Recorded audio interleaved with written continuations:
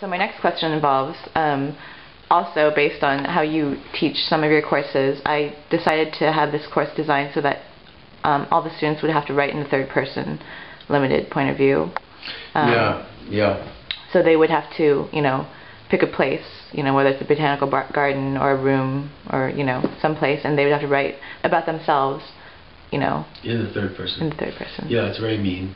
But the reason is, well, the danger in all creative nonfiction or even fiction writing in the first person is that the writer knows who that I is, but the writer doesn't put that I as a human being on the page in the same depth. How do you get around that? One thing you can do in creative nonfiction is to prove the point to a young writer by having her write in the third person about herself, because now she's objectifying herself as not I, but Jane. And Jane did this, and Jane did that, and that gives you some distance on that person, and then you begin to have to include what Jane knows about the world, really everything. She knows about music, she knows about art, she knows about love, and it's amazing without such a prod, how much people will fail to draw on in their writing. Whereas if you force them into the third person, at least for a while, they realize this is a character. Everything about that life must be available to the writer.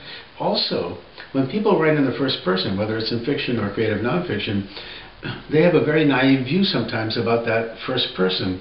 That is, it's self-serving. It's too well defended. When you put yourself into the third person, now you have a working irony. You know that that's who you are, but now you're writing from a distance. And there's a dispassion or a wit or an irony that's available that's harder to achieve in the first person, a self-deprecation.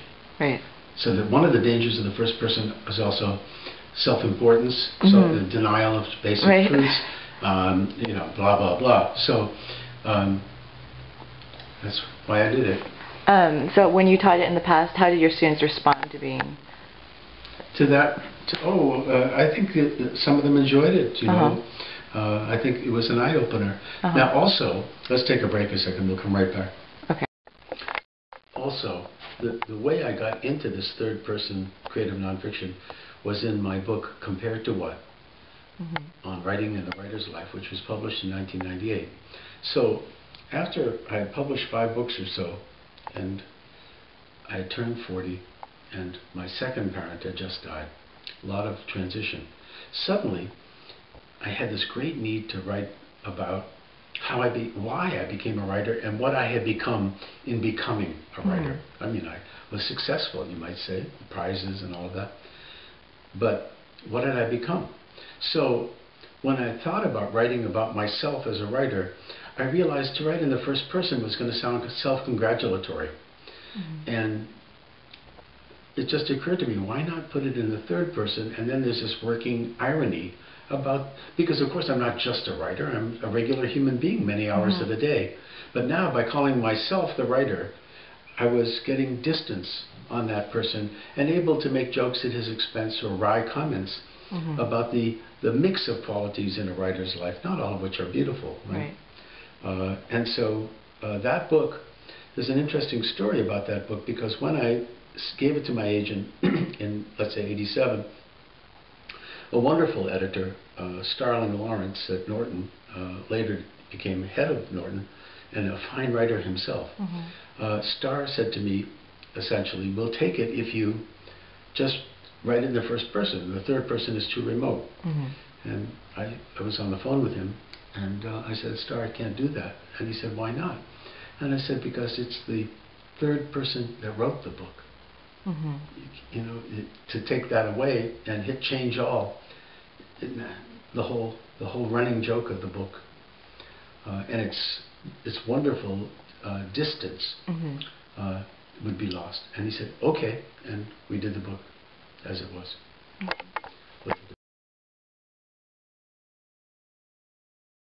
So my follow-up question is, making people write in the third person is kind of placing a limit on what, on how they write. Have you found that writers are more creative when they're forced to work within the bounds of something like that? Well, you know, all writing is about form. Mm-hmm. And, you know, you're not making people write villanelles or even sonnets by having them write in the third person. But having some boundaries is of use. Mm-hmm. The great thing about prose is whatever it is, it's got to be reworked, rewritten many times. Mm-hmm. And so, you know, to have one more boundary is no big deal, because the language is so recalcitrant. Mm-hmm. To get something to the heart of what the story was, and to get to the heart of the language, as you well know, because long after you wrote a story for my class, we later then went over it line by line. Right. And I won't say you took a thrashing, but you know, it definitely, you needed to be shaking each sentence much harder. So having the limitation of the third person is the least of the problems. Yeah. Okay. So now what about you yourself personally? What are like the struggles, the great